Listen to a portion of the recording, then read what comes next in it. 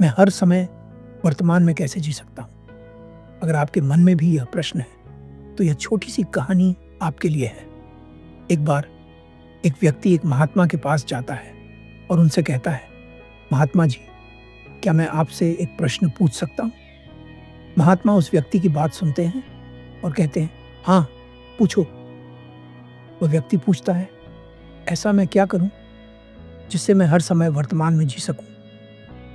महात्मा उस व्यक्ति का प्रश्न सुनकर चुप रहते हैं। वह व्यक्ति सोचता है, लगता है महात्मा जी ने मेरी बात सुनी नहीं।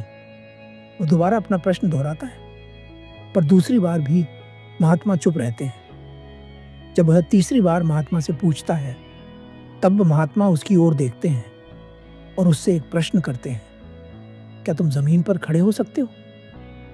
वह व्यक्ति कहता है, मैं जमीन पर ही खड़ा हूं, ना तो मैं जमीन के नीचे हूं और ना मैं हवा में हूं। क्या आप मुझे देख नहीं पा रहे? महात्मा कहते हैं, मैं तो देख पा रहा हूं, लेकिन तुम नहीं देख पा रहे।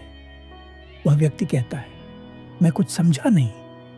महात्मा कहते हैं, जब तुम यह देख सकते हो कि तुम ना तो जमीन के नीचे रह सकते हो और ना जमीन के ऊपर हवा में, तो क्या तुम यह नहीं देख सकते कि तुम चाहकर भी ना तो भूतकाल में रह सकते हो और ना ही भविष्य काल में? जब तुम पहले से ही वर्तमान में हो, तो और इससे ज्यादा वर्तमान में क्या हो सकते हो? तुम्हें यह समझना चाहिए कि जीवन का अर्थ ही वर्तमान है, भूत और भविष्य नहीं।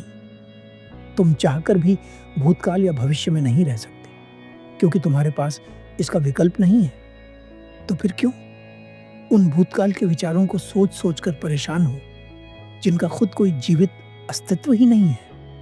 या उन विचारों को सोचकर परेशान हो, जिनके बारे में तुम्हें पता ही नहीं है कि वे भविष्य में घटित होंगे भी या नहीं? वह व्यक्ति पूछता है, तो फिर मैं इन विचारों से कैसे छुटकारा पाऊं? महात्मा कहते हैं, फिर एक और गलत प्रश्न। ये दिमाग, जिसके पास इतनी क्षमता है कि यह तीनों स्थितियों में सोच सकता है, प्रकृति द्वारा दिया गया एक उपहार है। क्या तुम उपहार को खत्म करते हो? अगर तुम विचारों को मारना चाहोगे, तो इसका मतलब है कि तुम दिमाग को मारना चाहते हो। यह दिमाग जो इतना शक्तिशाली है, क्या तुम इसे नष्ट करना चाहते हो? वह व्यक्ति कहता है, तो आप ही बताइए, मैं क्या करूं? मैं बिल्कुल उलझन में हूं। महात्मा कहते हैं, अब तुमने सही प्रश्न पूछा है, अब कुछ हल निकाला जा सकता है।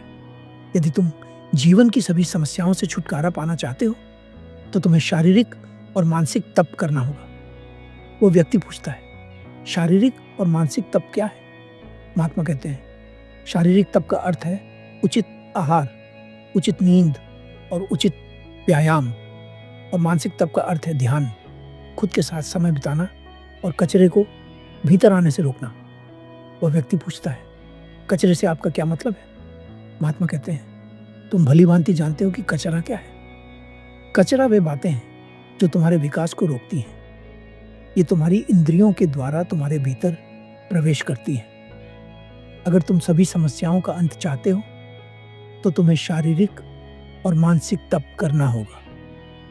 वह व्यक्ति पूछता है, क्या शारीरिक और मानसिक तप करना आसान है?